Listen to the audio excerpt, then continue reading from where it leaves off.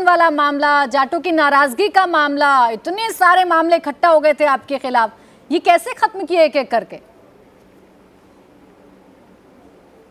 ये जनता ने ख़त्म किए वो मामले, तो वो खड़ा ही करते हैं।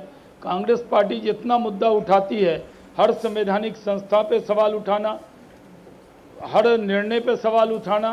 राहुल गांधी जी विदेश गए, सैनिकों का प्रदेश कहा जाता है हरियाणा, जवानों का प्रदेश कहा जाता है, वहाँ पर जाकर किस तरह की भाषा बोली, उससे भी लोग नाराज़ थे।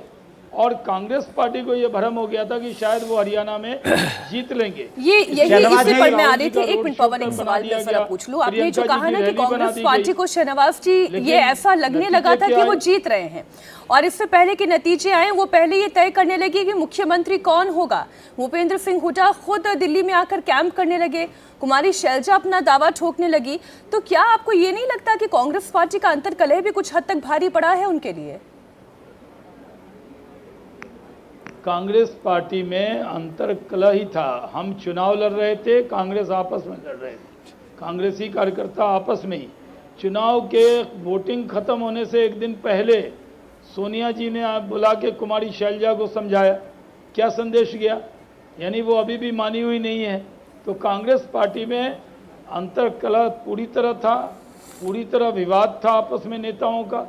राहुल गांधी ज़बरदस्ती हाथ पकड़ पकड़ के इकट्ठा करके खड़ा कर रहे थे, तो लोगों को एक अपडेट शहनवाज जी कश्मीर से भी दे दूं। आपने चूंकि जम्मू कश्मीर का जिक्र पहले सवाल में कर दिया था, तो देखिए कश्मीर में 8 सीटों पर सिर्फ कांग्रेस आगे चल रही है। हालांकि कश्मीर की टैली भी लगभग 2 घंटे हो गए हैं, बहुत ज्यादा तब्दीली हो नहीं रही है। नेशनल कॉन्फ्रेंस और जो कांग्रेस का गठबंधन है वो 51 सीटों पर बढ़त बनाए हुए है, जबकि आप बीजेपी की बात करेंगे तो 26 सीटों पर बीजेपी ने बढ़त बनाई हुई है। कश्मीर की 8 ऐसी सीटें हैं जिस पर कांग्रेस ने बढ़त बनाई है।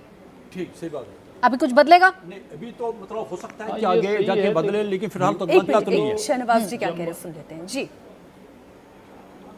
देखिए, जो जम्मू कश्मीर है, जम्मू कश्मीर में खासकर जम्मू रीजन में हमारा पार्टी का काम शुरू से जनसंघ काल से बहुत है, लेकिन घाटी में हमारी पार्टी वहाँ पर बड़ी तादाद में लोगों को हमने जोड़ा है, लेकिन वैसा माहौल वो सीट के नतीजे में बदल जाए ऐसा नहीं है।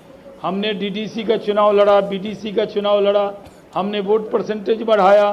घाटी के अंदर जहां हमारा झंडा, वहां तो भारत का तिरंगा उठाने के लिए लोग कहते थे कि भारत का तिरंगा कैसे लगेगा। धारा 370 समाप्त होने के बाद जम्मू कश्मीर में डेवलपमेंट हुआ, विकास हुआ, लेकिन हमारी वोट तो हमारा आया होगा। अगर आप वोट शेयर दिखाएंगे तो वोट तो हमारा पहले से बहुत ज्यादा बढ़ा होगा। वोट शेयर इसमें कोई दो राय नहीं शहनवाज जी, हुआ नहीं दिख रहा है, वो बढ़ा है। और हरियाणा की मैं फिर से बात कहूंगी कि ये तो वाकई में ऐतिहासिक है। सरकार को तीसरे टर्म में रिपीट करवा पाना ये अब तक हरियाणा में संभव नहीं हुआ है, लेकिन ये भारतीय जनता पार्टी कर दिखा रही है, वो आंकड़ों में दिखाई दे रहा है, रिफ्लेक्ट हो रहा है। पिछले कुछ दिनों में सोशल मीडिया पर एक तस्वीर बड़ी मैंने वायरल होते हुए देखी। उसमें अब ये कांग्रेस पार्टी की मीडिया सेल कर रही थी या क्या है उसके पीछे, राहुल गांधी को न्यू चाणक्य ऑफ पॉलिटिक्स दिखाने की कोशिश हो रही थी। आपकी क्या राय है आज के नतीजों के बाद? देखिए, हरियाणा में ये सही है कि लड़ाई अच्छी थी, लेकिन जैसे ही हम लोगों को इंतजार था कि राहुल गांधी आएंगे और नतीजा पलट जाएगा, तो नतीजा पलट गया। राहुल गांधी गए हरियाणा में, उनकी कोई बात मकबूल नहीं हुई, पॉपुलर नहीं हुई। उन्होंने जाकर वहाँ अपने आप मजाक ही बनवाया, कहा कि देखिए ये जलेबी की दुकान है, फैक्ट्री है, इसमें 100 लोग काम करते हैं, सारा लोन बड़े लोगों को दे दिया जाता है।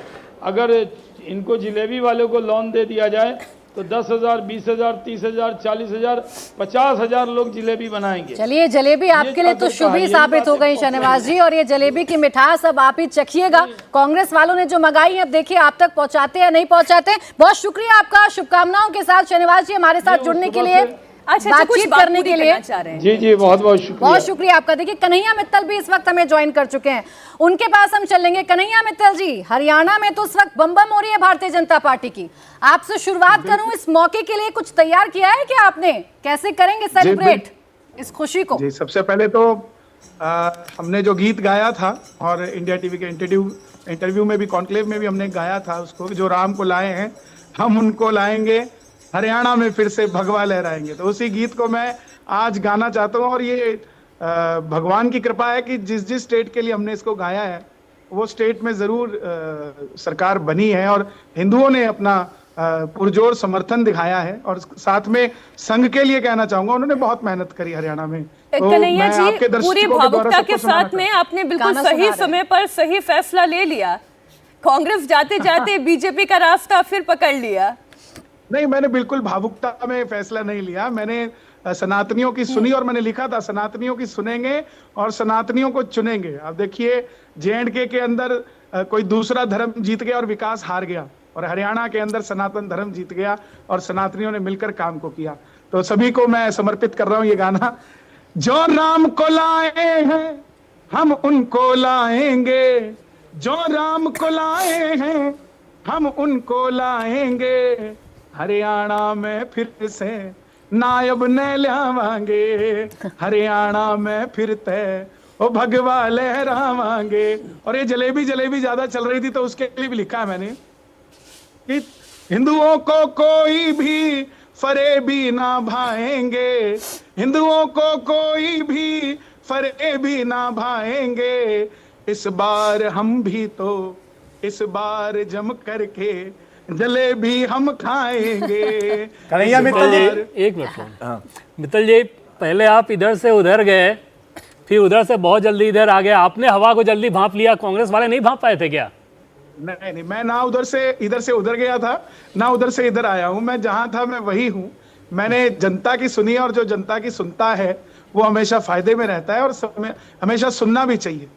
आपके समर्थक कुछ कहना चाहते हैं और आप उसको दरकिनार कर इधर उधर हो जाएं तो उसका कोई बेनिफिट नहीं है। मैं तो सोच रहा था खुद कि इनको भी राम जी की धारा में बहा सकें, इसलिए इनसे बात की जाए। लेकिन उसके बाद फिर ये बात बोलना कि अयोध्या में तो नाच गाना हुआ था, तो सनातनियों के हृदय में वो बात लगती है और फिर सनातनी बोलता भी है। अच्छा, और आज मैंने ये जो आप कह रहे हैं ना, भगवा की आप बात कर रहे हैं, भगवा लहराने की बात कर रहे हैं कि अक्रॉस ऑल कास्ट सबने हिंदू बनकर वोट किया, क्या आप ये कहना चाह रहे हैं? बिल्कुल, सबने सनातनी बन के वोट किया। जो डर लग रहा था कि जिस तरह MP इलेक्शंस के अंदर, यूपी के अंदर जातिवाद का सबसे बड़ा रोल रहा, वही जातिवाद हरियाणा में भी ना फैल जाए, तो उसको देखते हुए यहाँ सनातनियों ने एक होकर वोट किया है और सनातन की ये भगवा लहरा है। पवन, कन्हैया जी, आपने पिछली बार ये डिफेंस किया था कि जो राम को लाए हैं हम उनको लाएंगे, वो किसी पार्टी के लिए नहीं लिखा था। आज जब ये गाना आप जब दोहरा रहे हैं तो ये गाना सनातनियों के लिए या बीजेपी के लिए, स्पष्ट कर दीजिए। ये हमारे नायब सिंह सैनी जी के लिए हैं, जो कि हमारे मित्र भी रहे हैं, हमारे बड़े भाई भी है, और उन्हीं के लिए इस गीत को हमने गाया था। और उस मुख्यमंत्री के लिए मैंने गाया जिसको लोग फेल कह रहे थे, मनोहर लाल खट्टर जी, जिन्होंने कभी भी भ्रष्टाचार का समर्थन नहीं किया, ना भ्रष्टाचार का साथ दिया। पहले मुख्यमंत्री वो रहे जिन्होंने अपने कॉलेज, अपने होटल, अपने स्कूल्स के ऊपर कंसंट्रेट ना करके जनता को समर्पित किया, और अपना जो घर था वो भी एक लाइब्रेरी को दान देकर आ गए। तो मैंने उस समय भी कहा था कि जनता अगर ऐसे मुख्यमंत्री के कार्य को भी नहीं समझती तो जनता चाहती क्या है। ये बात तो कन्हैया जी आपको पहले से पता थी, बीच में आपकी नाराजगी, राह बदलने की खबरें, उस वक्त क्या हुआ था? नहीं, ये नाराजगी बिल्कुल भी कोई पार्टी से या किसी और से नहीं थी। सिर्फ और सिर्फ, फिर से मैं कह रहा हूं, यही दोहरा रहा हूं कि जो लोग कांग्रेस के अंदर हैं, राम जी को नहीं मानते, उनको भी हम चाहते थे कि राम जी की धारा में आए, सनातनी हैं तो सनातनियों का साथ दे।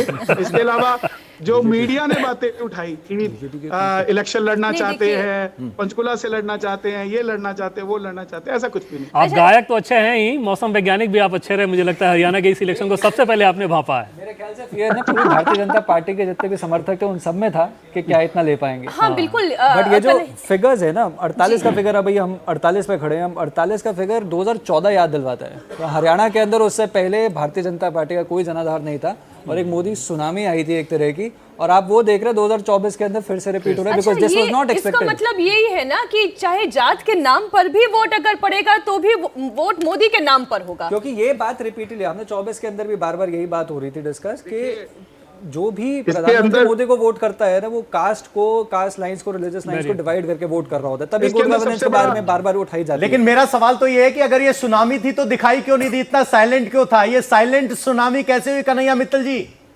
देखिए, छत्तीसगढ़ वाली साइलेंट सुनामी हरियाणा में आई है, वहाँ भी जनता को उनको तो दिखाई दी ना, उनसे ये सवाल नहीं पूछा जा सकता। उनको तो अच्छे से दिखाई दी, तुरंत भाग के आगे थे। जिन्होंने कैंपेन नहीं, देखिए, मैंने हमारा हरियाणा नॉन स्टॉप हरियाणा, ये उनके लिए मैं 13 दिन हरियाणा में पैदल चला था जी, और सनातनियों को जोड़ने के लिए चला था। मैंने वहां देखा कि कहीं पर भी किसी के अंदर जात पात को लेकर किसी भी चीज का मतभेद नहीं था। हम लोग जहां जहां लगभग हम 350 किलोमीटर पैदल चले और गांव-गांव मैंने कवर किया। मुझे किसी भी गांव में ये नहीं दिखा कि मैं एक बनिया हूं और सामने वाला कोई दूसरी कास्ट का है तो वो कोई मतभेद कर रहा है। तो मुझे तभी महसूस हो गया था कि इस हरियाणा के अंदर कभी भी जातिवाद को लेकर काम होगा ही नहीं, और जो जातियों में बांटने की बात करेगा। अच्छा, वैसे उसको भी कहीं ना कन्हैया कहीं जी नुकसान देखिए, कलाकार की कोई जाति नहीं होती, कला ही उसकी सबसे कलाकार बड़ी की- जाति होती है। तो कलाकार की इसलिए अब जाति सबसे नहीं पहले होती, आप लेकिन जो है कलाकार का राम भजन को जरूर लाए होता हैं, अब इस बार राम के नाम का भजन होना चाहिए। जी बिल्कुल, हमने आज एक भजन रिलीज करना है, मैं रावण जलता देखूंगा, आज शाम के लिए हमने बनाया। ये अभी 3-4 घंटे पहले गाकर सुना रहे हैं जी जी। मैं आपको सुनाई देता हूँ, और क्यों ना हम इंडिया टीवी पे लॉन्च कर दें। हमने 2 बजे करिए, इसको रिलीज करिए। करना था। हम आप श्री गणेश कर दीजिए जी, आप यहीं पर इसको चलाएं। आप सुनिएगा, बहुत अच्छा हमने इसको लिखा भी है, और आप पहले एक्सक्लूसिवली है इंडिया टीवी पर ये सॉन्ग। हमने ये दोपहर के बाद लॉन्च करना था, लेकिन अभी कर रहे हैं। प्ले करिए प्लीज।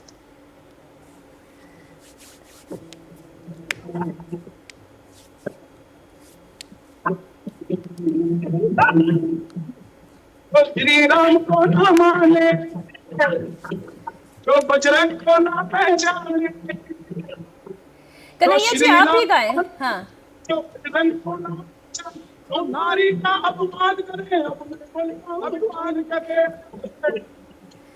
कन्हैया जी सुनिए ना, आप लॉन्च करें तो अच्छे से लॉन्च करें ना, आप ही गाकर सुनाएं, क्योंकि वो ऑडियो आ नहीं रही है और कुछ तस्वीरें और आ गई हैं, गाएं।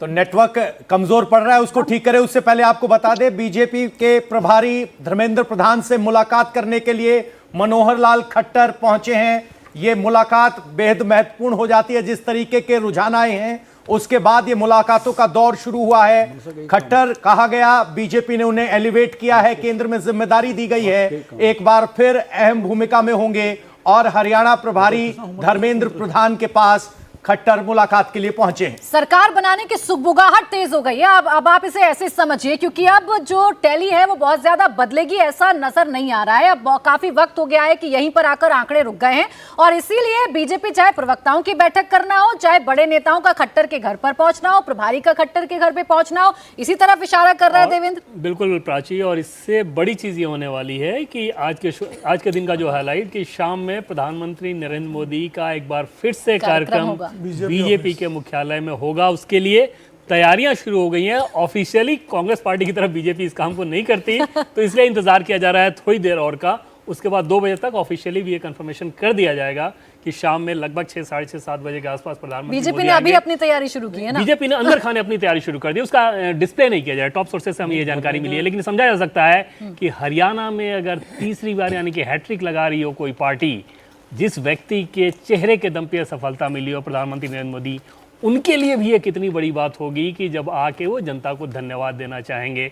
और निश्चित तौर पे वो संदेश बड़ा खास होगा ऐसे माहौल में जब लोकसभा चुनाव के बाद ये विधानसभा का पहला चुनाव है, और इस बीच में लगातार एक नैरेटिव सेट करने की कोशिश की गई कि नरेंद्र मोदी का जो करिश्मा हुआ करता था अब वो नहीं है, उसमें डिटोरिएशन है। इस हरियाणा रिजल्ट ने एक झटके में उसको कोसों दूर फेंक दिया है। और ये जब होता है, आप ऐसा नहीं है कि नरेंद्र मोदी के लिए कोई नया एक्सपीरियंस है। जब से वो मुख्यमंत्री बने गुजरात के, हर एक एपिसोड में देखेंगे आपके कुछ न कुछ दिनों बाद ये क्रिटिक्स उनके खारिज करते रहे कि बस हो गया, इस बार तो हो गया। दंगों के बाद एक बार शुरू हुआ, फिर पहली विधानसभा के बाद शुरू हुआ, फिर दूसरी विधानसभा के बाद शुरू हुआ, फिर तीसरी विधानसभा के बाद, लोकसभा में पहला जब हो गया, दूसरा हो गया, तो ये नैरेटिव उनके विरोधी हमेशा से चलाने की कोशिश करते हैं और वो हर बार और ज्यादा बाउंस बैक करते हैं। अब देखिए, हुड्डा के नाम पर ये चुनाव लड़ा जा रहा है या हुड्डा इस चुनाव को एग्रेसिवली लड़ रहे हैं, ये बात तो थी, लेकिन कांग्रेस पार्टी ने इसे इस तरीके से बनाया था कि ये चुनाव राहुल गांधी का चुनाव है। राहुल गांधी के लिए भारी भरकम कैंपेनिंग की गई थी, बड़े बड़े नारे लिखे गए थे, राहुल गांधी की तस्वीरें चिपकाई गई थी, जलेबी वाले मुद्दे को बड़ा हाईलाइट किया गया था। और वो जो कॉन्फिडेंस है, या उसे मैं ओवर कॉन्फिडेंस कहूं, वो कांग्रेस के एक एक कार्यकर्ता, एक एक नेता की बॉडी लैंग्वेज में भी झलकता था। लेकिन उसी कॉन्फिडेंस का या उसी ओवर कॉन्फिडेंस का फायदा शायद बीजेपी ने उठा लिया, जो इस तरीके से तस्वीरें सामने आ रही हैं। खबर ये मिल रही है, जैसा देवेंद्र बता रहे हैं, कि नरेंद्र मोदी का स्वागत आज किया जाएगा बीजेपी के दफ्तर में, बीजेपी के कार्यालय में। कार्यकर्ता इकट्ठा होंगे, वहां से प्रधानमंत्री अपने कार्यकर्ताओं को क्या संदेश देंगे। चूंकि देवेंद्र, जब भी ऐसा स्वागत होता है तो आज की नहीं आगे की बात करते हैं प्रधानमंत्री। निश्चित तौर पे वो ये बताएंगे कि हाँ भाई, ये मैंडेट क्या है, क्यों इसका महत्व है और आगे क्या है। जनता के लिए सीधे सीधे वो संदेश होगा। और ऐसे दौर में जब अपोजिशन यानी कि राहुल गांधी बार बार जातियों के आधार पर समाज को बांटने की कोशिश कर रहे थे, वो नैरेटिव चलाने की कोशिश कर रहे थे। हाल के दिनों में आपने देखा कि पीएम ने महाराष्ट्र में भी क्या बोला। तो इस तरह के परिप्रेक्ष्य में, इस तरह के बैकग्राउंड में अगर ऐसा रिजल्ट आता है, अपने आप में बहुत खास। दूसरी तरफ जम्मू कश्मीर को भी देखें तो जम्मू कश्मीर में जो आज मैंडेट है, किसी भी पार्टी की जीत हो, लेकिन प्रधानमंत्री नरेंद्र मोदी या केंद्र सरकार के पॉलिसीज़ की वो इस रूप में जीत है कि डेमोक्रेटिक वैल्यूज़ को लेकर वहाँ लोगों ने इस प्रकार से अपना समर्थन दिया है, वो भी बहुत खास है। और किसानों के ही मुद्दे की हम बात कर लें कादियान जी, किसानों के मुद्दे को लेकर बार बार कांग्रेस पार्टी क्या कहती है, जो किसानों के साथ नहीं, किसान उनका साथ नहीं देंगे। कोई फर्क नहीं पड़ा। Nobody understands Haryana better than prime minister Modi. और कोई व्यक्ति नहीं है, सब ने अपनी बड़ी कयास लगाई, सबने बड़ा प्रयास किया कि हम समझते जनाधार क्या है, सिर्फ प्रधानमंत्री मोदी अच्छे से समझे। दूसरी एक बात, ये आज 2-3 घंटे पहले हमें बात कर रहे थे ना कि एक फियर था कि हरियाणा ओपन हो जाएगा, वो कॉरिडोर ओपन हो जाएगा, शंभू बॉर्डर अब नहीं खुलेगा। और शंभू बॉर्डर नहीं खुलेगा तो दिल्ली की जो बॉर्डर प्रोटेक्शन है वो आप मान के चलिए कि वो सुदृढ़ रहेगी। क्योंकि जो हमने 2-2.5 साल हरियाणा के अंदर, क्योंकि जो ये पेरिफेरल एक्सप्रेसवे और दिल्ली का जो रास्ता है वो पूरा का पूरा क्लॉग था, बंद रहा था और एक एनआर की तरह की छाई हुई थी। वही फियर था कि कहीं शंभू बॉर्डर फिर से खुल जाए। मेरे ख्याल से मैं गलत नहीं हूँगा अगर जब मैं बोलूँ कि भाजपा ने शंभू बॉर्डर को जिस तरह से रोक के रखा आंदोलनकारियों खट्टर साहब की बहुत बार आलोचना भी हुई है कि वो देखिए आगे नहीं बढ़ने दे रहे हैं, आगे नहीं बढ़ने दे। और ये देखिए इसी का और मतलब उन्होंने तो यहाँ तक बीच चुनाव में कह दिया था कि ये जो बैठे हुए वो तो किसान भी नहीं है। उसके बाद तो वो उसके बाद भी बाउंस बैक कर पाई, उसके बाद भी बाउंस बैक हुई है। तो ये कुमारी शैलजा इस वक्त हमारे साथ जुड़ गई हैं। शैलजा जी, बहुत स्वागत है आपका इंडिया टीवी पर। शैलजा जी, क्या हो गया, ये इलेक्शन कांग्रेस पार्टी तकरीबन जीतते जीतते हारती नजर आ रही है? नहीं, अभी नहीं। देखो, इतनी जल्दबाजी हम क्यों करें? ट्रेंड्स होते हैं ना, ट्रेंड सुबह भी थे, वो कांग्रेस की तरफ थे। अब जो ट्रेंड दिखाए जा रहे हैं, बहुत स्लो काउंटिंग नज़र आ रही है। लेकिन अभी बहुत राउंड बचे हैं, आधे से ज़्यादा राउंड बचे हैं। मुझे विश्वास है कि आगे जैसे जैसे हम नज़दीक पहुंचेंगे, सरकार कांग्रेस बनाएगी। देखिए, अभी जो रुझान आ रहे हैं शैलजा जी, उसमें तो कांग्रेस थोड़ी पिछड़ी है। 36 सीटें कांग्रेस आगे है, 48 पर बीजेपी आगे है। ये अगर ऐसा नतीजों में हमें परिवर्तित होता हुआ नजर आता है तो वजह क्या रही? कैंडिडेट्स को लेकर भी बड़ी चर्चा हुई, खींचतान को लेकर भी बड़ी चर्चा हुई।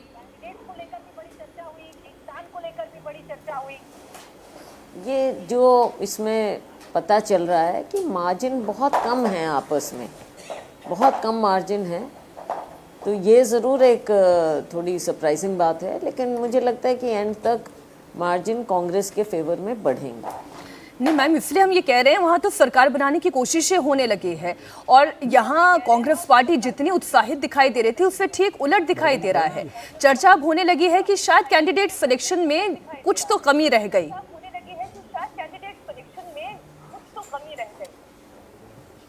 अभी हम फिर से मैं कहती हूँ कि अभी इसके रीजंस और ये सब इतनी जल्दी में नहीं हमको सोचना चाहिए। अभी नतीजे आने दीजिए और उसके बाद हम देखते हैं कि क्या हो रहा है। और कांग्रेस सरकार मैम, आप प्रचार में देर आई, एक चीज, अच्छा देवेंद्र कुछ पूछ रहे हैं। मैम, एक चीज पूछे हैं कि ये ठीक है कि नतीजे का इंतजार कर रहेगा, लेकिन 12:30 लगभग हो गया है। आपको खुद इलेक्शन का इतना अनुभव है, अंदाजा होगा कि क्या होने वाला है ओवरऑल इन प्रिंसिपल। लेकिन पूछें कि जिस तरीके से बिना घोषित किए लेकिन कांग्रेस ने ये मैसेज दे दिया कि भूपेंद्र हुड्डा ही अगले मुख्यमंत्री होंगे।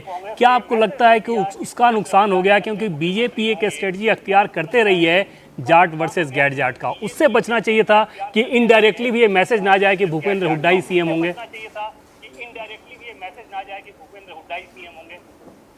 देखिए, मुझे हैरानी ये हो रही है कि ये इतना स्लो क्यों दिख रहा है, जो भी नज़र आ रहा है, ट्रेंड्स वगैरह जो दिखा रहे हैं। तो अभी ये भी नहीं मालूम मुझे तो कि कितने राउंड्स हो गए और कितने बचे हैं, वो कुछ दिख नहीं रहा है मुझे। नहीं, लेकिन भूपेंद्र हुड्डा का सीएम प्रोजेक्शन का मैसेज जाना, क्या आपको लगता है कि ये गैर जरूरी था, इसका नुकसान उठाना पड़ा है? नहीं, कांग्रेस ने तो क्लियर कर दिया था, खुद राहुल जी ने क्लियर किया था कि ये तो फैसला बाद में ही होगा। आप तो चुनाव प्रचार में देर से आई थी, क्या उसका असर रहा? हमारे नेताओं ने सॉरी आप चुनाव प्रचार में काफी देर से आई, वो जो हाथ मिलाने वाली तस्वीर राहुल गांधी ने पेश करने की कोशिश की वो बहुत देर से हुआ, तो क्या लग रहा है कि अगर आप पहले से मैदान में होती तो तस्वीर कुछ और हो सकती थी? नहीं नहीं, ऐसी कोई बात नहीं है। सबको पता है हरियाणा में, और मैं सोचती हूँ कि जो भी लोग जानते हैं सबको मालूम है कि शैलजा कांग्रेस की सच्ची सिपाही है। और ये मैंने एक बार नहीं बार बार लोगों को समझाने की कोशिश की है, क्योंकि बिना बात के ऐसी बातें फ्लोट की जाती हैं दूसरे लोगों द्वारा, विरोधियों द्वारा, तो इसमें कोई तंत्र नहीं है। शैलजा कांग्रेस की सिपाही होने के नाते कांग्रेस के लिए काम करती रही है और करती रहेगी, और हमने मिलकर ये चुनाव लड़ा है। आप कह रही हैं मैम कि मिलकर ये चुनाव लड़ा है, क्या सुबह से आज हुड्डा साहब से कोई आपकी चर्चा हुई है, बातचीत हुई है? नहीं, कैसे हो सकती थी, सारे आप मीडिया वाले मेरे पास बैठे हैं, मैं तो तब से बोले ही जा रही हूँ। और सीएम फेस को लेके आपने कहा कि राहुल गांधी जी ने साफ कर दिया कि बाद में होगा फैसला, ये अलग बात है, लेकिन ग्राउंड पे हुड्डा जी के समर्थकों ने इस बात का प्रचार किया कि वही सीएम हो रहे हैं और बीजेपी ने इसका फायदा उठाया। क्या आपको नहीं लगता कि वो गैर जरूरी था, उसका नुकसान उठाना पड़ा है कि अगर हुड्डा जी के समर्थकों द्वारा ये मैसेज दिया गया कि वो अगले मुख्यमंत्री होने जा रहे हैं, बीजेपी को इससे मौका मिल गया जाट वर्सेज गैर जाट करने का? देखो, जो जिसके समर्थक होते हैं वो उनके बारे में मुख्यमंत्री के नारे लगाते हैं, मेरे भी लगा रहे थे, तो इसको ज्यादा आप उतना मत लीजिए। अच्छा, अभी जो टैली देख रही हूँ मैं मैम, वो 35 सीटें कांग्रेस की हैं। कांग्रेस ने तो कहा था कि हम 70 से ज्यादा सीटें जीतेंगे, अभी तो सब कुछ उलट हो रहा है। क्या हो गया, ये कैसे हो गया बदलाव? मैंने खुद कहा था कि 60+। कायम है आप अपनी प्रिडिक्शन पर? अभी भी कोई फेरबदल हो सकता है?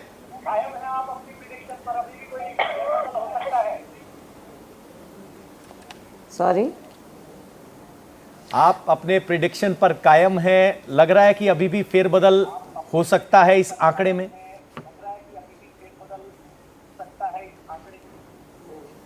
देखो, टू बी फ्रैंक, 60 का तो मैं अभी क्या बोलूं, लेकिन ये ज़रूर कह सकती हूँ कि ये ट्रेंड्स हैं और कांग्रेस पार्टी सरकार बना लेगी। मैम, आपका अपना असेसमेंट क्या है, क्योंकि आप खुद कह रही हैं कि 60 तक आप भी प्रेडिक्ट कर रही थी, अभी 35 पर कांग्रेस पार्टी लीड कर रही है, कहां तक आपको उम्मीद है कि पार्टी जा सकती है?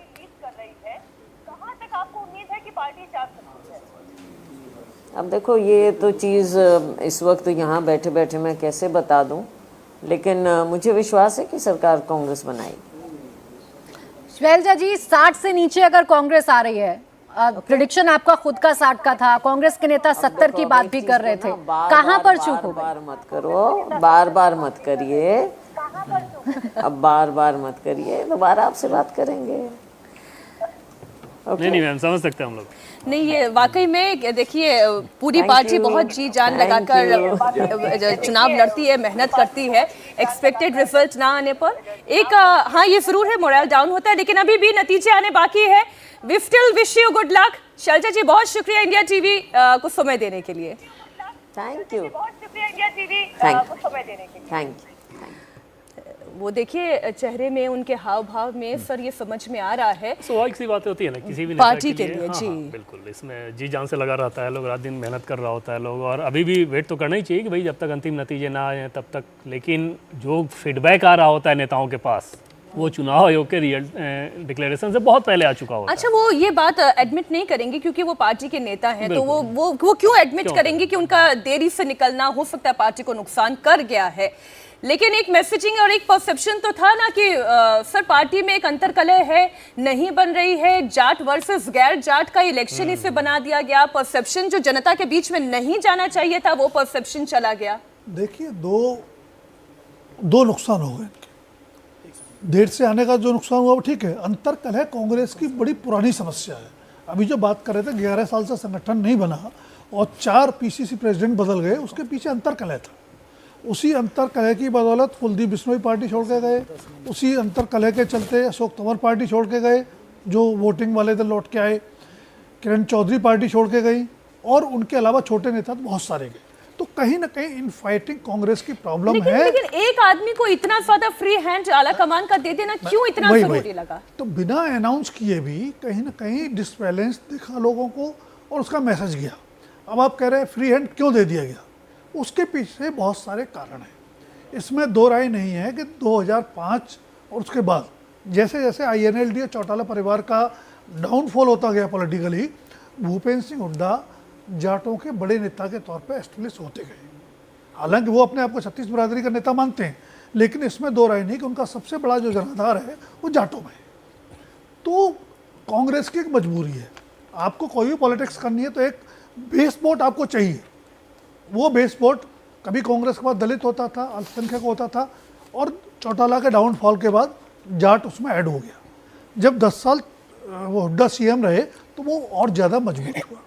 तो कांग्रेस की मजबूरी थी कि अपने वोट बैंक को साथ लेके चला जाए, और बाकी जितने नेता हैं, चाहे शैलजा हैं, चाहे रणदीप सुरजेवाला हैं, इन सबका असर अपने अपने जिलों में अपनी अपनी सीट्स के आसपास है।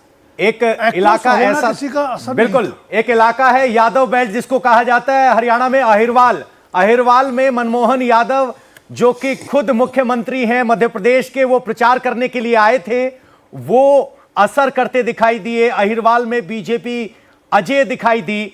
मनमोहन यादव क्या कह रहे हैं आपको सुनवाते हैं। जैसे कि हमको उम्मीद थी, निश्चित रूप से भारतीय जनता पार्टी की पिछले 10 वर्ष की सरकार ने जो काम किया, यशस्वी प्रधानमंत्री के कार्य पद्धति का जो असर पड़ा है, और यही कारण है कि हरियाणा तीसरी बार भारतीय जनता पार्टी की सरकार बनने जा रही है। मेरी अपनी ओर से हमारे हरियाणा के सभी भाजपा के नेताओं को, पदाधिकारियों को, माननीय मुख्यमंत्री नायब सिंह सैनी जी, उनके सभी मंत्री और सभी निर्वाचित जनप्रतिनिधियों को मैं बधाई देने जा रहा हूं जो निर्वाचन की तरफ बढ़ रहे हैं। जैसे मैंने स्वयं ने दौरा भी किया, और मैं उस समय निश्चित रूप से जो बोला था कि ये असली में चुनाव कांग्रेस का नहीं था, ये राहुल गांधी के फेल होने का चुनाव था।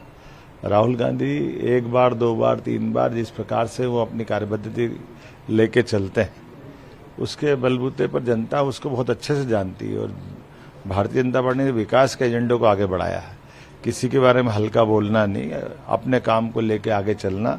माननीय मनोहर लाल जी खट्टर ने भी यही लाइन रखी थी, नायब सिंह सैनी जी ने भी रखी है, और यही लाइन यशस्वी प्रधानमंत्री के नेतृत्व में हमने सबने डिजाइन की है कि हम सब मिलकर विकास की बात करते हैं, और विकास की बात जनता पसंद करती है। इसीलिए भारतीय जनता पार्टी में एक बार फिर कमल खिलने जा रहा है। जो मध्य प्रदेश के मुख्यमंत्री मोहन यादव कह रहे थे कि अपनी बात करना, हमारी पार्टी ने क्या किया, हमने क्या बेहतर किया, उससे लगातार बोलना। और आज तो वो सुबह से 6 बजे से हम लगातार ये कार्यक्रम दिखा रहे हैं आपको। और नायब सिंह सैनी आज भी कमल का फूल लेकर अपनी पार्टी की उपलब्धियों को अगर जनता के सामने रख रहे थे, उसका मतलब बड़ा मैसेज क्लियर है कि अपनी बात करो, अपने विरोधियों की नहीं। योगेश्वर दत्त इस वक्त हमारे साथ जुड़ गए हैं। योगेश्वर जी, बड़ी चर्चा, बड़ा हल्ला कि ना पहलवान ना किसान, दोनों बीजेपी के साथ नहीं, लेकिन कुछ बदला हुआ स्वरूप दिखाई दे रहा है। सभी को राम राम। और देखिए, पहलवान भी और किसान भी सभी बीजेपी के साथ हैं, और ये आज तीसरी बार हरियाणा में भारतीय जनता पार्टी की सरकार बनने जा रही है। ये पीछे फाइनल हो चुका है कि हरियाणा की जनता का, हरियाणा के लोगों का मूड बिल्कुल भारतीय जनता पार्टी के साथ है। जिस तरीके से केंद्र में तीसरी बार प्रधानमंत्री नरेंद्र मोदी जी ने अपनी सरकार बनाई है, ऐसे ही हरियाणा में भी तीसरी बार भारतीय जनता पार्टी सरकार बनी है। मुख्यमंत्री नायब सिंह सैनी जी के नेतृत्व में, और इतना अच्छा प्रदर्शन हुआ है। पिछली बार 40 सीटों के साथ हमने सरकार बनाई थी, इस बार 49 सीटें हमारे पास, और इससे और ज्यादा आगे बढ़ेंगी। नहीं, ये तो ऐतिहासिक है योगेश्वर जी, ये लेकिन छप्पर फाड़ जलवा कैसे कायम हो गया? देखिए, ये लोग अंडर कंट्रोल था कि ये बोलते हैं कि भाई लोग खिलाफ हैं, हरियाणा के लोग सभी खिलाफ हैं भारतीय जनता पार्टी के, वो बिल्कुल बकवास बातें थी। ये कांग्रेस ने एक ये रूमर फैला था, अफवाह फैलाई हुई थी, जिसका लोगों पे कोई असर नहीं हुआ। और ये जब भारतीय जनता पार्टी ने 5 सीटें लोकसभा में जीती थी, तो ये ज्यादा और थोड़े ज्यादा, अब मैं हरियाणा बोलूंगा, और ज्यादा हवा में आ गए थे कांग्रेस वाले। तो असल में ग्राउंड पर चर्चा किस बात की थी योगेश्वर जी? जब अफवाह कांग्रेस की इतनी जोरों शोरों से सुनाई दे रही थी, तो असल बात कहीं छिप गई थी, क्या थी असल बात? देखिए हर जगह मैंने बोले कि पूर्ण बहुमत के साथ भारतीय जनता पार्टी यहाँ पे सरकार बनाएगी। और जब सबसे बड़ी बात है कि यहाँ पे जो पिछले 10 साल में बिना खर्ची के जो काम हुए हैं, जो बच्चे मेरिट के आधार पे जो बच्चे नौकरी लगे हैं, महिलाओं की बात हो, किसानों की बात हो, हर जो ये किसान निधि सम्मान निधि दी जाती है हर साल 6,000 रुपए, वो बहुत बड़ी बात है। अच्छा, कहा जा रहा था कि पहलवान बेटियों का दर्द योगेश्वर जी हरियाणा ने खूब देखा है, और उस दर्द के साथ हरियाणा खड़ा हुआ है और उसका मजा बीजेपी को चखाया जाएगा, ये कैसे उलट हुआ? देखिए हरियाणा के सभी खिलाड़ी, मैं हमेशा बोलता हूँ कि हरियाणा के कुछ 2 या 4 खिलाड़ी हरियाणा में नहीं है, और ना उनसे 2-3 खिलाड़ी से पूरा हरियाणा है। हरियाणा में हजारों बच्चे अलग अलग खेलों में अपना बागा आजमाते हैं, लाखों खिलाड़ी हरियाणा में हैं। आप किसी 2 या 3 खिलाड़ियों से या पहलवानों से पूरे हरियाणा को आप उसको नहीं तोल सकते एक तराजू में। मैं बस यही कहूंगा कि हरियाणा के खिलाड़ी भी, किसान भी, जवान भी, सभी हरियाणा के साथ हैं। 36 बिरादरी हरियाणा के और वैसे भी देखिए योगेश्वर जी, मेरा निजी तौर पर मानना है कि हर खिलाड़ी का अपना अनुभव हो सकता है। ये जरूरी नहीं कि जो योगेश्वर दत्त ने अनुभव किया है वही किसी दूसरे खिलाड़ी ने भी अनुभव किया हो, लेकिन नतीजा ये कह रहा है कि बहुत सारे फैक्टर्स ने एक साथ काम किया, लेकिन चर्चा ये चल रही है कि कांग्रेस की अपनी अंतर्कलह उन्हें ले डूबी। क्या आप भी ये सुन रहे थे? नहीं, अंतर्कलह नहीं, भारतीय जनता पार्टी के पक्ष में पूरा माहौल था। अच्छा। और ऐसी बात नहीं है कि हमने लोकसभा में 5 सीटें बेशक हमारी कम हुई हो, उसके बाद भी लोगों को किया था कि, और बड़े कम विनेश जीत गई है मार्जिन से, आप देखिए सोनीपत लोकसभा कुल 20,000 से हमारे थे, तो ऐसे ही 30,000 40,000 से कम मार्जिन से आ रही थी। उसके बाद जो भारतीय जनता पार्टी के कार्यकर्ता थे वो बड़े उसमें टाइट हुए, वो मेहनत की उन्होंने पिछले 3-4-5 महीनों में, और यही था कि सरकार भारतीय जनता पार्टी पहलवान की बात मैं इसलिए पूछ रही थी योगेश्वर जी आपसे, क्योंकि विनेश फोगाट खुद मैदान में आ गई, वो आगे चल रही हैं, अभी तक तो शायद जीत के बिल्कुल करीब विनेश फोगाट जो है वो पहुंच रही हैं। मैं ये पूछ रही हूँ कि जो विनेश फोगाट बता रही थी, या जो विनेश फोगाट एक सेंटिमेंट क्रिएट करने की कोशिश कर रही थी, वो सेंटिमेंट कनेक्ट नहीं हो पाया क्या?